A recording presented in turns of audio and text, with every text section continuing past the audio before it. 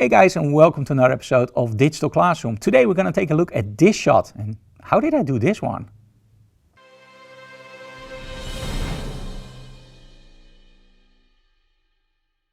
Okay guys, let's first take a look at where Lois is standing. So we're using an antique wall from ClickPro Backdrops as our panoramic backdrop. Now you don't see the whole backdrop because we still have that graffiti wall on one side.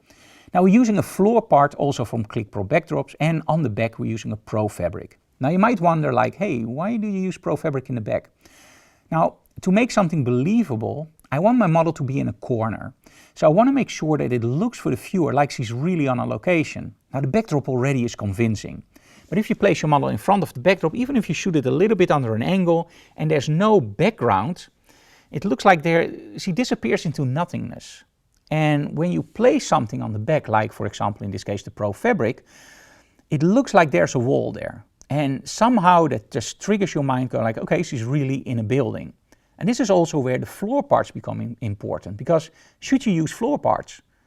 Well, in our case, our studio uses carpeting in that part, and it just doesn't look convincing. You have this beautiful antique wall, you have Pro Fabric on the other side, and then you have blue carpeting. It doesn't make any sense. So floor parts really complete the image. Now, if you shoot portraits, well, you don't need floor parts, of course, but in this case, we want to shoot full body. And we also have the space for it in this set, right? There's only one problem, and that's lighting. Now, you might wonder, why did you set it up like this? Think about this. When we read from the top left to the bottom right. So when you position your images and you make your model look to the left, it means that your viewer will always go like this in your images. So they can't really leave the image, they keep looking at the images. This is also why our logo, bright red, is always on the left bottom part. Because people look at see our logo and go back up, and they keep going round and round. So this is also how I set up this setup.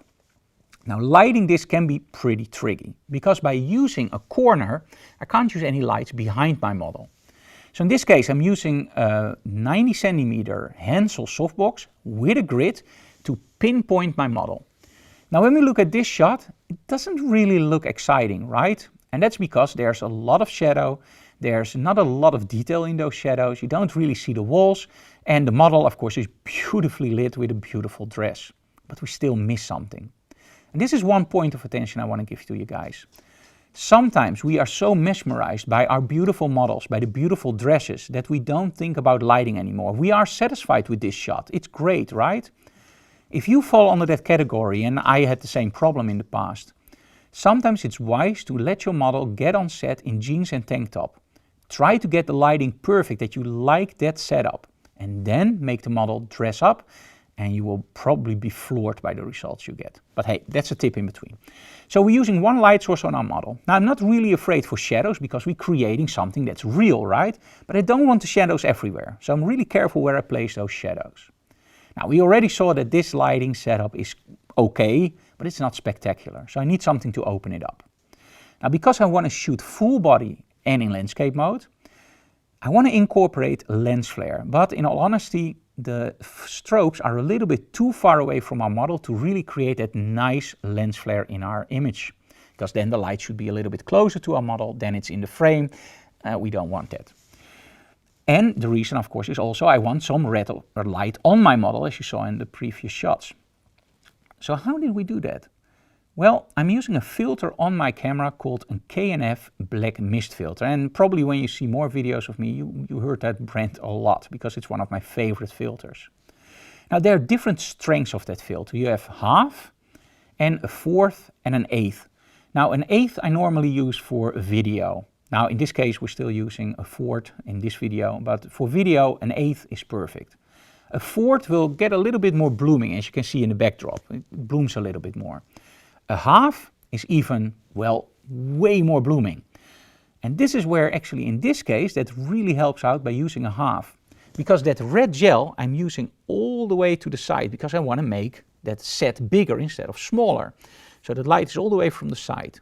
But I still also want some red on our model, but I also want lens flare, and I want to fill up, of course, those shadows. Now the thing what you do is you look through the viewfinder and you find that strobe. Yeah, I see the strobe now, and now I go there. Now it's just barely in the corner, Just make sure that it's barely in the corner, and then when you press the shutter, if you set everything up correctly, you will get that lens flare. And by using half, it will really nicely just spread out over half of the frame, which is great. By the way, half doesn't mean half of the frame, but in this case, you know what I mean, right? It's just the strength.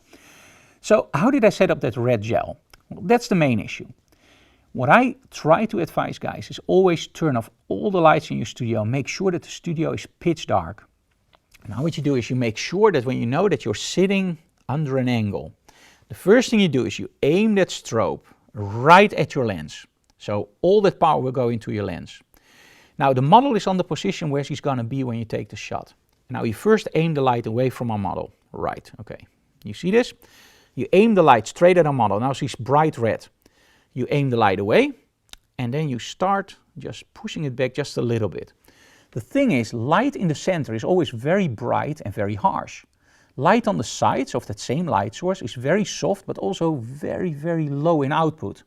So that means that if we want a lot of light hitting our sensor, but only a small amount of light hitting our model, we just aim the light away from our model towards the camera and just keep pushing it a little bit back and forth until we just see a shiver of red on our model. And that's exactly what we did here. When you look at the lens flare, it looks like there's a lot of light hitting my camera, which it is. But on the model, you just see a hinge of red. And that's all in that angle. This is also one of the reasons why when you buy a book of mine, you do see lighting diagrams, but they are more global. Because literally by changing that light a degree, you already get a totally different look. So that's how we set up this shot. I hope you enjoyed this episode. And the main tip, of course, is aim your lights correctly if you want lens flares. And if the strobe is too far away to create lens flares automatically, just help it a little bit by using that KNF filter. And in all honesty, in my work, I always use the 1/4 that's standard on my camera. And when I need something bigger, I take the 1/4 off and I use the 1/2. And that actually, well, I can do almost everything I want with those combinations. So without the filter, a half and 1/4, that will cover almost everything. And when you do video, 1/8.